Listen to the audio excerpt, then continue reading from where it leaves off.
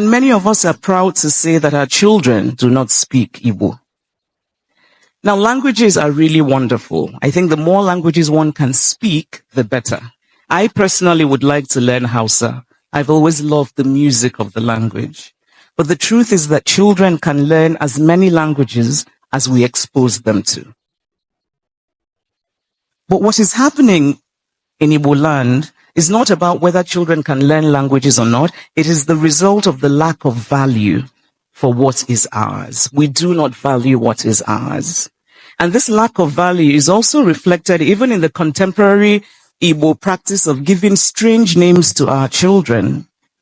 Names we like, not because of their beautiful or deep meanings, but because they can be easily shortened to sound Western.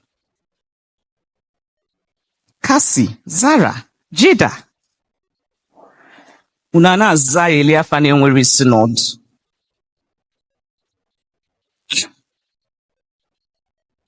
If any of you have those names, I won't blame you. It's your parents I blame.